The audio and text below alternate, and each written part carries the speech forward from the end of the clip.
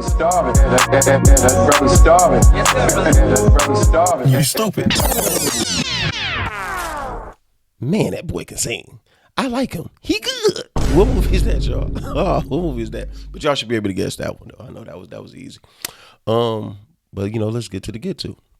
Welcome back to another episode of the Butt Naked Pancakes podcast. This is episode 10. We are 10 in. I want to say I appreciate everybody for tapping in and continue to help me grow the page.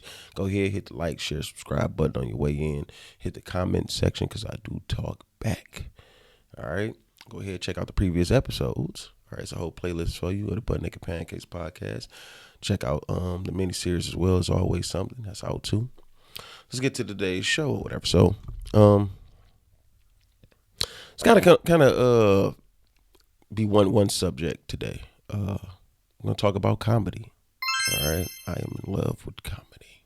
Okay, and who doesn't like to laugh? Okay, this is what's that? The universal. I'm sorry, language. Everybody can relate to a good laugh. So, with that being said, let's go ahead and talk about it. I seen a clip recently of Damon Wayans was speaking about how he doesn't want to do stand-up anymore. You can go look up the clip in its entirety or whatever's on the Big Boy show. But what I took from it, and this is what he said, but this is just what my take is on it. He was speaking about like how now is at the point where you got to have a conversation with the audience as opposed to telling them a joke.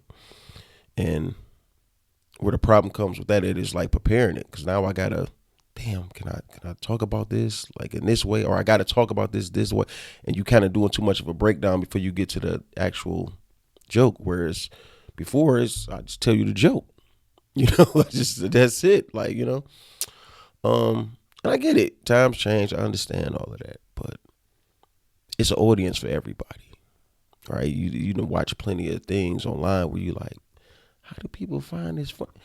But they got like 100 gazillion followers. Like, it's an audience for everybody. So everybody got a different, everybody's sense of humor is different. So you can't just be it's just one type or whatever is what I'm saying. So that raw, edgy comedy from the 80s and 90s, yeah, it's just tough to fly now or whatever. Yeah, and you can catch up with the times, but the delivery of it, that's going to still be the same, right? So it's not about people like, somebody might be outdated, none of that. Everybody's style is different. Now, the only person still like pushes the edge here and there, you can say like a Chappelle, but that's a whole different animal. Okay, that's a whole different beast. His angles and very educated guy or whatever. So it's like his approach is completely different, Everybody's not a Chappelle, So everybody can't prepare like that. I like the 80s and 90s style of comedy. So that statement that Damon Wayans made actually hit home, because it was like, that's one of the main reasons why I want to try stand-up. And people say it to me all the time, why don't you do stand-up, man? I had to expand your brand and all that, get your name out there more. And it's like, man, I ain't got time to write 10 jokes and then I gotta figure out how to say about 7 of them shits. Like, nobody got time for that. Because the thing is, I wouldn't be a today comedian. And there's no knock against nobody, but it's just jokes, When you got a good set, his jokes is just timeless. It's substance matter there. It's jokes from, the set might be 20, 30, 40 years old, and you still can say them right now. These jokes now is just jokes. It's silly shit. It's the difference between being silly and being funny. Okay. But yeah, I don't. And the other thing he talked about was like program. It's not so much just actual people, and that's true. It's everybody is pushing this whole, you don't supposed to like these things or whatever. Like, I'll give you an example. You got songs right now, line for line, but you can't stand the song. You don't like it, but they done played it so much. You done programmed to know it. Like, damn, you don't like the song, but you know it. They done played it so much. So if they push that on you so much, it started becoming a real thing. And so that's what makes it so crazy to me. It's the no chill era, but everything is just so, oh my God, why would you say that? And I don't throw the word like saying somebody's sensitive like very like loosely, because listen, what bother you might not bother me, and vice versa. So that don't mean you sensitive or nothing like that. When I say think of the word sensitive, it's more so in the sense of if we cracking jokes and you can dish it out but can't take the jokes back, like that's now you being sensitive, because why would you playing and shit, you know? So yeah, it's a tough spot for comedy right now, but it's frustrating a little bit, because it's like, how do you tell me what my intent is with a joke? Like ill intent or malicious or just some foul, or I'm being mean with it. Like, because this thing is, it's a setting, right?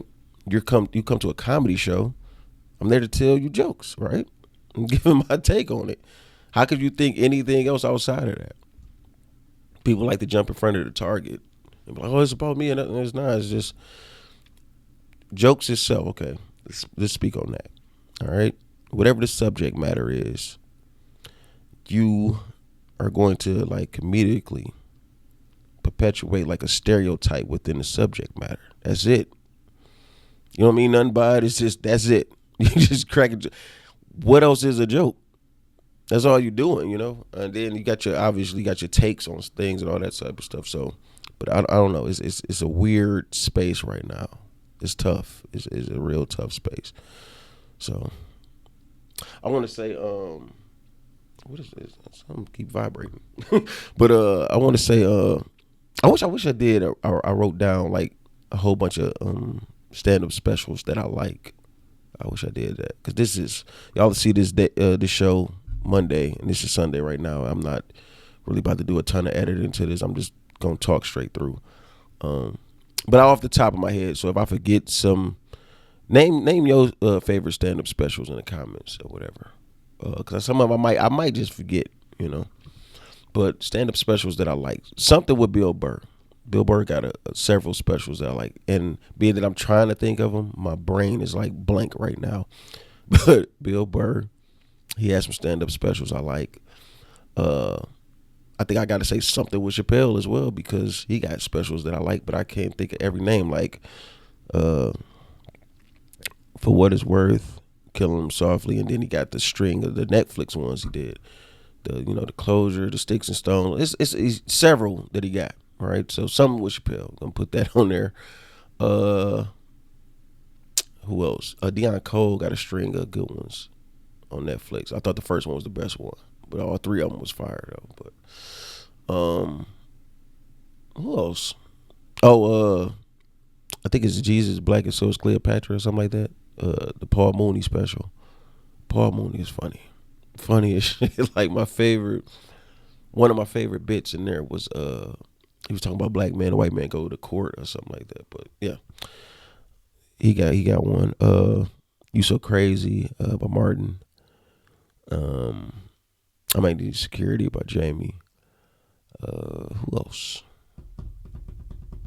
I know I'm forgetting somebody, because I know I am. I know I'm forgetting a ton of people. But you know what my favorite set, and this is also my favorite set. This is not the greatest sets. These are just my favorite sets. All right. Obviously gonna have Richard on there, live from the one with the red suit. And you know what my problem with that is? Like, so here's the thing. Obviously, the ones from the 80s, like early 80s, came out before I was born. So here's the thing. I saw Eddie before I seen Richard. Okay, and if you know, like stand-up wise, his style is very heavy influenced by Richard or whatever. So even though he went a different, he did different stories. What I'm saying is just the style, like the way he's saying and all that, like some of that stuff is like kind of influenced by him. I mean, he spoke on this before. So it kind of took away when I finally did watch Richard. That was the thing. So it wasn't that I didn't think that he was funny, and I had to catch up. I had to play catch up is my point that I'm making.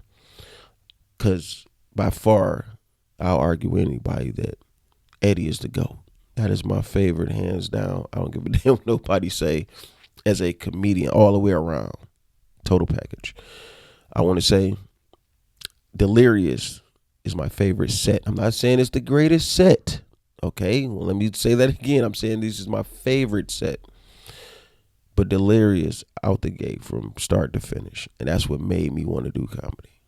Funny, like I said, it came out before I was born, but I'm talking about I had to watch it obviously when I got older. You know what I'm saying? So I was probably like 12 when I finally did watch. Like my brother showed me the shit, but then I had to wait till I get older to really get every joke or whatever. But hands down, funniest shit I've seen though. That's my favorite. I think that was funnier than Raw personally. You could debate that. You could debate that. Put your favorite ones in the comments. Continue on with the topic of comedy. Let's talk about the makeup of Izzy. Okay,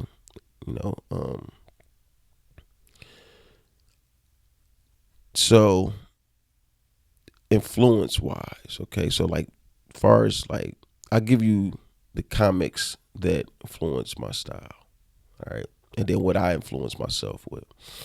So Eddie, overall, I gotta have that confidence and that life to it, like what you're saying or whatever. So that's what I would take from him. Like he is that confidence level, the way he delivers the shit is just is different. Like Eddie is Eddie. But actual tone of delivery, it would be heavily influenced by Jamie. Okay, because I got a mumble tone. I'm not a loud person. So that was like, man, you sound like Jamie. It's just that influenced my style of like how I'm saying it. I never want to bite nobody's style in the sense of taking like their bits and nothing like that. Reaction, it'd be like Martin from his show. Like his reaction to stuff on the show is hilarious to me. Physical, obviously, you want to go with Jim. Jim Carrey is one of my favorite comedians ever. I argue with anybody about that as well. Okay.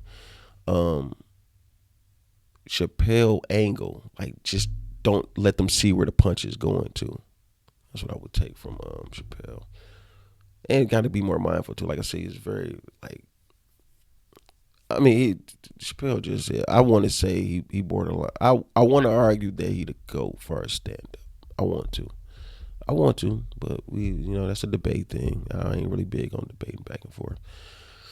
Then myself is punches, like punchlines and playing with words and the catchphrases and all that type of stuff. Like I said, well, somebody actually posted all my catchphrases, and I wish I would have saved the post, but whatever.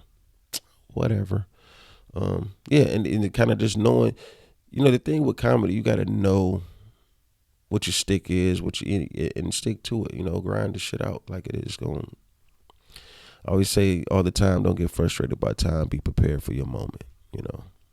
Anybody just about to start doing any type of entertainment, content, comedy, whatever.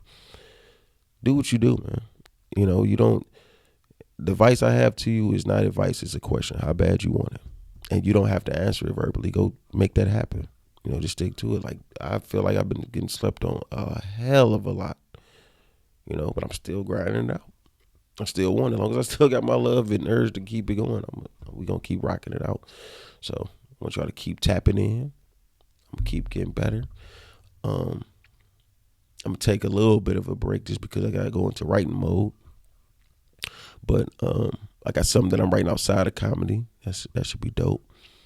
I got the stuff that when I do come back though, like far as like full-fledged comedy film, trust me. Sorry about that, y'all. The battery had died. But nonetheless, yeah, stay locked in on the goal ahead, and knock it out, man.